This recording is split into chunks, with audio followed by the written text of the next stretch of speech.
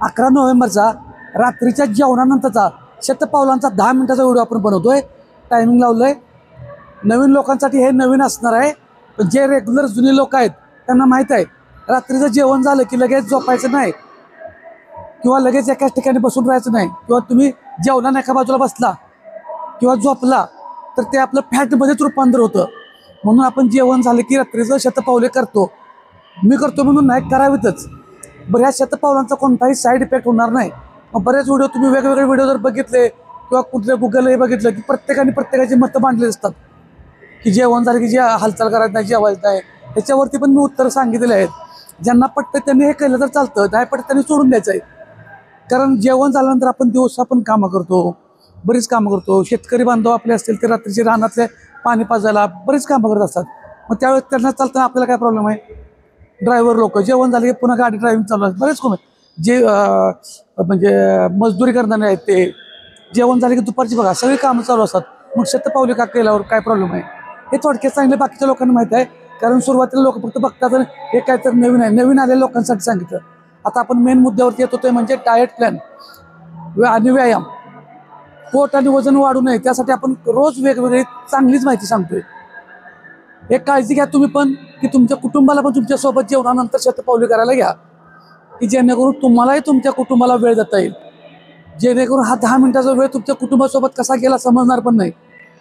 फक्त आमचे व्हिडिओ बघून तुम्ही तुमचा टाइमपास करून घेऊ नका. काहीतरी आम्ही सांगतोय ते ऐकण्याचा नादाला लागू नका. मी नुसतं सांगत बसतो का बघा, ही माहिती मी नुसतं कुठं टेबलवर खुर्चीवर बसून मी सांगू शकलो असतो. तेवढंच काहीतरी तुम्हाला शूटिंग वगैरे स्टुडिओ वगैरे करून मला जसा वेळ मिळतो तसा मी तुमच्यासोबत चालतोय, शतपावले करतोय आणि तुम्हाला व्हिडिओ दाखवतोय. त्यामुळे तुम्ही पण शतपावले करत करत फक्त काय सांगतोय ते ऐकत चला. जेवणामध्ये आत्ता जरा अजून काही लोकांना लक्षात येईना प्रोटीन म्हणजे काय, प्रोटीन काय सांगतोय पण अजून लक्षात येत नाही. ठीक आहे, ह्याला वेळ जाणार आहे. तर आपल्याला मेन काय लागतं शरीराला? प्रोटीन. आपलं वजन किती किलो आहे तेवढं ग्रॅम शरीराला दररोज प्रोटीन लागतं. समजा तुमचं 80 किलो वजन आहे तर दररोज 80 ग्रॅम शरीराला प्रोटीन द्यावं लागतं. प्रोटीन म्हणजे काय बाहेरून विकत द्यायला पाहिजे असं नाही. आपला भारतीय आहारसुद्धा खूप चांगला आहे जर सिस्टमॅटिक केला तर. सिस्टमॅटिक नाही केला तर मग तो नुसता हाय कार्बोहायड्रेट्स होतो. आता कार्बोहायड्रेट्सचे इतकं लय शब्द डोक्यात घेऊ नका. तर त्याच्यासोबत फक्त म्हणजे भाकरी खायची आहे ओके, चपाती खायची आहे होय, भात खायचा आहे 100%, पण प्रमाणात. ह्या तिन्हीला फक्त काय द्यायचं आहे? Balance protein. मग आता प्रोटीन कशात बघणार आपण? जे अंडी खातात, चिकन खातात, मासे खातात ह्याच्यामध्ये भरपूर प्रोटीन मिळतं. फक्त आपलं उलटं होतंय. हे प्रोटीन मिळतं त्याच्याऐवजी आपण रस्सा, त्यातली जी काही मसाल्याची ग्रेव्ही असते ते खातो. ह्या रस्सा आमटी खाल्ल्यामुळे आपलं वजन वाढतंय, कॅलरीज वाढतात, फॅट वाढते आणि परत आपण त्या तिन्हीला नाव ठेवतो. मी कुणालाही हे खावा म्हणणार नाही. जे खातात त्यांच्यासाठी मी सांगतोय. गैरसमज करून घ्यायचं नाही. मी कुणालाही म्हणलेलं नाही हे खावा तुम्ही. मी फक्त कशातून काय मिळतं ते सांगतोय.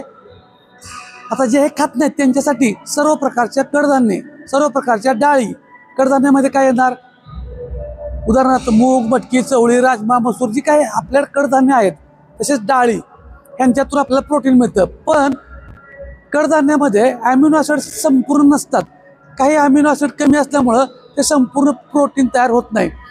मग त्याला बॅलन्स काय असतो? कार्बोहायड्रेटचा. म्हणजे जसं की भात आला, भाकरी आली, चपाती आली, हे एकत्रित आपण ज्यावेळेस खातो कडधान्य ते मिक्स करून, म्हणजे भाकरीबरोबर हे चपातीबरोबर भाताबरोबर ज्यावेळेस खातो त्यांचं एक जी काय कमी आहेत ॲमिनो ॲसिड त्या दोन्हींचं मिळून खाल्ल्यानंतर पूर्ण प्रोटीन होतं. त्यामुळे तिथं पण कन्फ्यूज व्हायची गरज नाही. फक्त काय आहे ह्याच्यामध्ये आपल्या चिकन अंडी माशामध्ये कमी फॅट असते, कमी कॅलरीज असतात. कमी कॅलरीज असल्यामुळं ते वजन लईचं वाढून देत नाही, म्हणून ते तुम्हाला सांगत असतो. आता ह्याच्यासोबत शाकाहारी सांगतोय, मूग मटकीची काय करतो त्याच्यासोबत थोडा लिंबू पिळून घ्या, थोडंसं तूप घ्या. तिथं तूप वापरणारच आहे आपण, मग त्याच्याऐवजी स्वयंपाकातलं तेल कमीत कमी वापरण्याचा प्रयत्न करा. आणि हे खाताना आपण फक्त 4 हिस्से पाडायचे आहेत.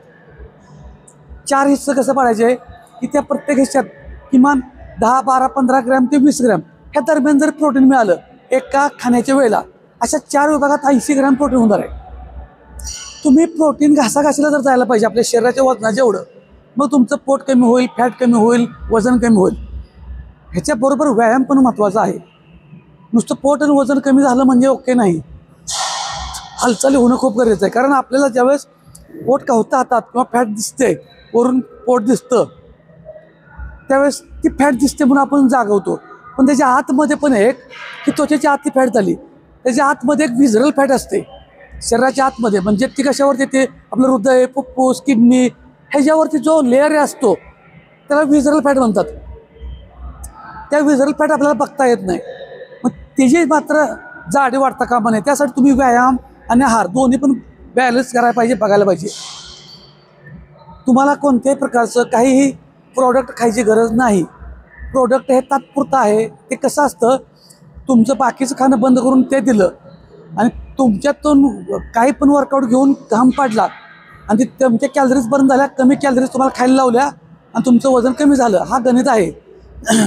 ज्यावेळेस हा प्लॅन तुमचा बंद होतो आणि तुम्ही अचानक घरचं खाता, जेवढं वजन कमी झालं, जेवढं विकत पैसे घातलेत ते सगळे पाण्यात गेले, परत जायचे ते त्याच्या पण पुढचं आपलं वजन वाढतं बरं. परत बऱ्याच जणांचे आहेत, मला विचारण्यापेक्षा स्वतःच्या अकाउंटवरून पोस्ट करा तुम्ही काय खाल्लं आणि ह्याचे काय काय साईड इफेक्ट आहेत, स्वतःच्या अकाउंटवरून टाकायचं, मला विचारायचे नाही.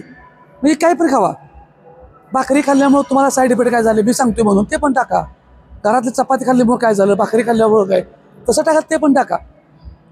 मी काय तुम्हाला विकत घ्यायला होतो का? प्रत्येकाच्या घरात जे आहेत तेच आहे. आपण आपलं सोडतो आणि दुसरीकडे बघत बसतो. कन्फ्यूज व्हायचं काय गरज नाही. फक्त काय आहे की हालचाली, आपलं काय झालं, पूर्वीच्या लोकांच्या हालचाली भरपूर होत्या, त्यामुळे त्यांचं खाणं पण जास्त होतं, पण त्यांना त्रास होत नव्हता. त्यांच्या म्हणजे अशी ओबडधोबड सुटलेली नव्हती. आता आपल्या लाईफस्टाईल बदलल्या, आपल्याला आर्थिक नियोजन, आर्थिक गोष्टी करताना काही जणांना तर AC मध्ये बसून कामं करावं लागतात. जग बदललंय. त्यामुळे आपण असं म्हणायचं नाही मी काय जरा एखादं उडं टाकलं खाऊन तर म्हणतो शेतात काम आले. अरे दादा, आपण शेतातच सगळी कामं करणार, पण आपल्या मुलांची पुढे पिढी जर पुढे नाही गेली तर आपण कायम तिथंच थांबणार आहे. मग त्यांना काम करायचं असेल तर आर्थिक नियोजन त्या जर पुढच्या लेवल जात असतील तर त्यांना त्या लेवलनं काम करावं लागतं. लॅपटॉपवर, कॉम्प्युटरवर, PC वर काम करणं गरजेचं आहे. त्या लोकांना पण ह्याची गरज आहे. त्यांना पण काय असं वेगळं नाही आणि आमच्या शेतकरी बांधवांना पण काही वेगळं नाही. शेतकरी बांधवांनी सुद्धा, माता भगिनी सुद्धा व्यायाम हा करायचा आहे. बरेच जणांचे फोन येतात, शेती करणाऱ्या लोकांचे सुद्धा फोन येतात की आम्ही व्यायाम चालू केला, आमचं असं असं काय काय अंग दुखत होतं ते कमी आलंय. काय सांगतो बघा, कमी आलं. रोज शेतातलं कामं करतातच, पण त्यांना काय असं जाड आहे असं काय नाही. त्याच्यानंतर त्यांनी नंतर काय काय वेळेस व्यायामानं दुखतात असे पण फोन येतात. त्यांना सांगत असतो आपण की व्यायामामध्ये आपण काय झाल्यानंतर पाणी, प्रोटीन, स्ट्रेचिंग याकडे लक्ष द्यायला पाहिजे.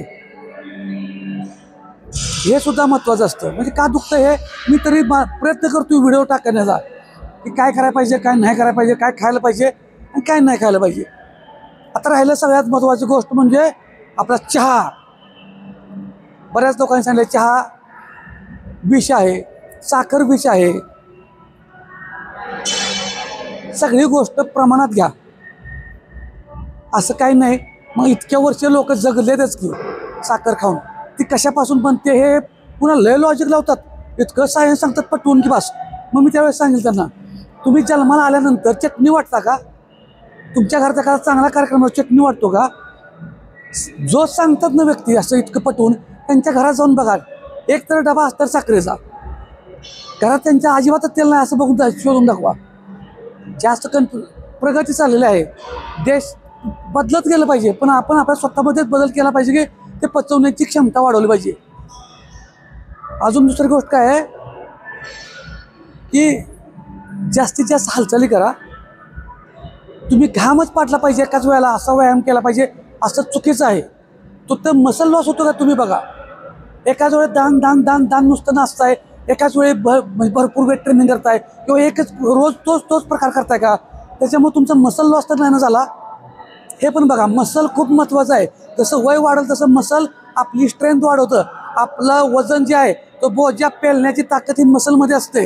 याकडं लक्ष द्यायला पाहिजे. त्यामुळे काळजी घ्या, मसल पण लॉस नाही झाला पाहिजे. नुसतं वजनाच्या मागं लागू नका, नाहीतर आपली हाडं ठिसूळ होतील.